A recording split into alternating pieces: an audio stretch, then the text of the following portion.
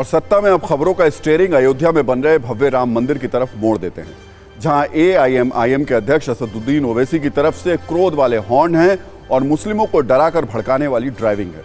और राम मंदिर को लेकर मुस्लिमों के मूड पर मुस्लिम राष्ट्रीय मंच की खुशनुमा ड्राइविंग वाला सर्वे है। कांग्रेस स्टीयरिंग थामे ऐसे चौराहे पर खड़ी है जहां से निमंत्रण तो है, लेकिन ये कंफ्यूजन दूर नहीं हो रहा कि जाएं तो जाएं कहां, मोड़े तो मोड़े किस तरफ। और लालू यादव के बड़े बेटे तेज प्रताप यादव के सपनों वाली ड्राइविंग है, जिसमें उनका भगवान राम के साथ सीधा संवाद है। इस सब के अलावा सत्ता की इस कुंजी में हम आपको राम मंदिर के प्राण प्रतिष्ठा कार्यक्रम पर कुछ खास जानकारियां भी देंगे।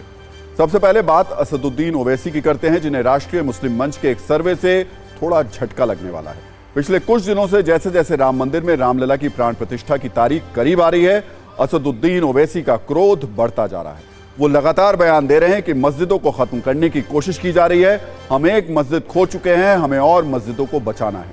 ओवैसी अपने तेज तर्रार भाषणों से मुस्लिम समाज में आक्रोश रूपी जोश का संचार कर रहे हैं, लेकिन ऐसे आंकड़े भी आ रहे हैं जो बताते हैं कि मुस्लिमों के मन पर उनका ज्यादा असर नहीं हो रहा। RSS के इंद्रेश कुमार की अगुवाई वाले मुस्लिम राष्ट्रीय मंच ने एक सर्वे किया है, जिसमें पता चला है कि ज्यादातर मुस्लिम अयोध्या में राम मंदिर बनने से खुश हैं।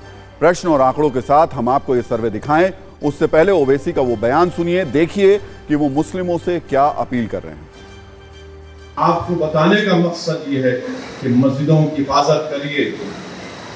मौजूदा दौर में जो हुक्मरान हैं वो पूरी कोशिश कर रहे हैं कि मस्जिदों को गैर आबाद कर दिया जाए, मस्जिदों की अहमियत को कम करके रख दिया जाए, मुसलमानों को इस्लाम से दूर कर दिया जाए।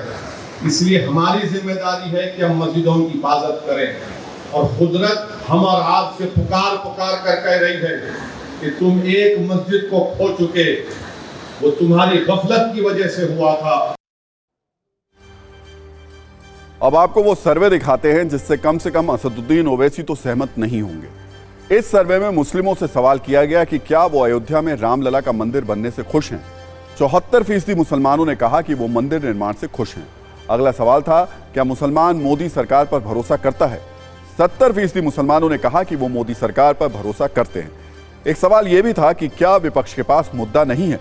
72% मुसलमानों ने इस पर सहमति दी और माना कि हां, विपक्ष मुद्दा विहीन है। एक और महत्वपूर्ण सवाल यह था कि क्या भारत विश्व शक्ति बनकर उभरा है।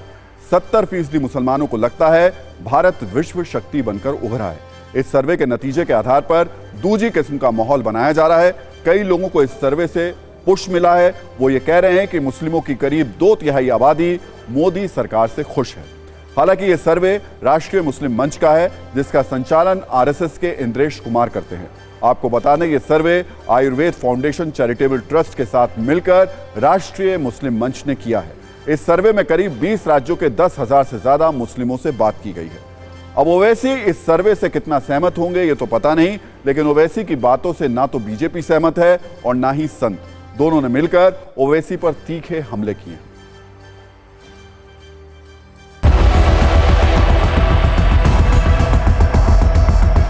ओबीसी तो ये BC है, ये OBC नहीं है, BCA है।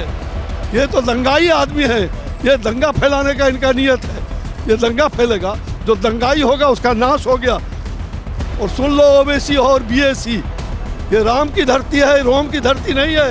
एक मुस्लिम समुदाय के खिलाफ ये महापाप कर रहे हैं। बाबरी के साथ मुस्लिम युवकों को, मुस्लिम समाज को जोड़ करके ये मुस्लिम समाज के साथ महापाप कर रहे हैं। राष्ट्रवादी मुसलमान हैं, इनको ऐसे लोगों को जवाब देना चाहिए। ये आतंकवादी विचारधारा के लोग हैं और इन लोग समाज में केवल भ्रांति फैलाने का कार्य करते हैं। राम मंदिर इनसे पच नहीं रहा है, इसलिए अनाप शनाप बयान ये दे रहे हैं। ऐसे लोगों के ऊपर कठोर कार्रवाई होनी चाहिए और ऐसे लोगों को जेल में डाल देना चाहिए जो सामाजिक ताने बाने को छिन्न भिन्न करने की कोशिश कर रहे हैं। आतंकवादियों को उकसाने के लिए मुस्लिम आतंकवादी उत्तेजित होकर कुछ खुराफात करे, इसके लिए ओवैसी भारत के मुसलमानों को उत्तेजित करने के लिए और उनको आतंकवादी बनाने के लिए ये ऐसा षड्यंत्र किया जा रहा है। असदुद्दीन ओवैसी बहुत क्लियर हैं कि उन्हें मुस्लिमों को क्या समझाना है। राष्ट्रीय मुस्लिम मंच भी अपने सर्वे में राम मंदिर पर मुस्लिमों के रुख को क्लियर कर रहा है, लेकिन एक जगह बहुत कंफ्यूजन है, वो है कांग्रेस पार्टी। एक तरफ तो कांग्रेस अध्यक्ष मल्लिकार्जुन खड़गे, सोनिया गांधी और अधीर रंजन चौधरी ने प्राण प्रतिष्ठा का निमंत्रण अस्वीकार कर दिया। दूसरी तरफ यूपी में कांग्रेस के नेता राम यात्रा कर रहे हैं। पार्टी के यूपी प्रभारी अविनाश पांडे और प्रदेश अध्यक्ष अजय राय के नेतृत्व में कांग्रेस के लोग अयोध्या पहुंचे, सरयू की पूजा की, हनुमानगढ़ी गए और फिर रामलला के दर्शन किए।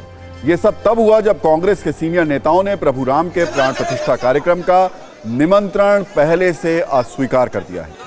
बीजेपी का कहना है कि राष्ट्रीय नेतृत्व निमंत्रण अस्वीकार करता है और कांग्रेस के लोकल नेता राम मंदिर में पूजा करने पहुंचते हैं। ये कांग्रेस का कंफ्यूजन और दोहरा मापदंड है। एक बार सुनिए कांग्रेस का क्या कहना है और बीजेपी इस पर क्या कह रही है।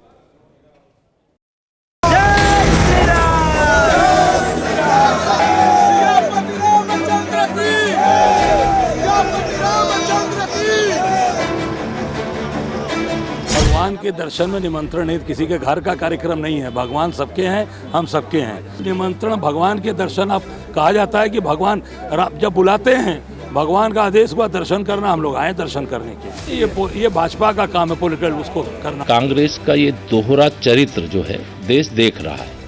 प्राण प्रतिष्ठा समारोह का निमंत्रण दिया जाता है, उसे ठुकराते हैं। तीसरी तरफ अपने कुछ नेताओं को दर्शन के लिए भेज देते हैं। तो दुविधा में दोनों गए, माया मिली न राम।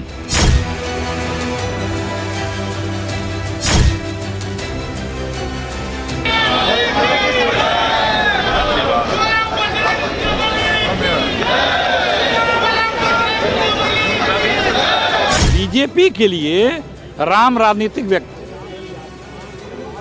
जो श्रद्धा है वो राजनीतिक है, जो सनातन धर्म है वो राजनीतिक है, जो धार्मिक मर्यादाएं हैं, जो हमारा रीति रिवाज धर्म का था उसके अनुरूप करना चाहिए था ना। वामपंथी नहीं जाए कोई बात नहीं है, उनसे आप और कुछ अपेक्षा नहीं कर सकते।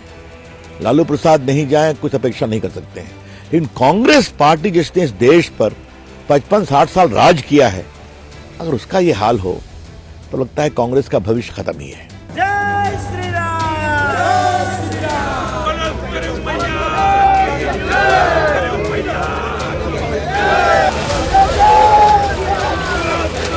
मंदिर हम पहले भी आते रहे, मंदिर हम अभी भी आगे भी आते रहेंगे। मंदिर आने के लिए हमें भाजपा का निमंत्रण नहीं चाहिए। भाजपा कहां से धर्म की और हमारे इष्ट के बीच की ठेकेदार बन गई है।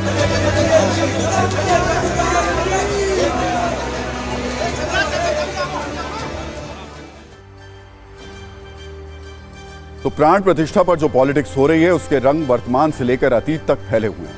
कांग्रेस की दुविधा देखिए, एक तरफ राजीव गांधी के दौर में अयोध्या में ताला खोलने वाला अतीत है, तो दूसरी तरफ 2024 में राम मंदिर से दूरी बनाने वाला वर्तमान हाईकमान है। भले ही कांग्रेस के राष्ट्रीय नेता राम मंदिर से दूरी बना रहे हों, लेकिन क्षेत्रीय नेता दर्शनाभिलाषी के रूप में राम मंदिर पहुंच रहे हैं। ये सब देखकर बीजेपी वोटाभिलाषी हो गई।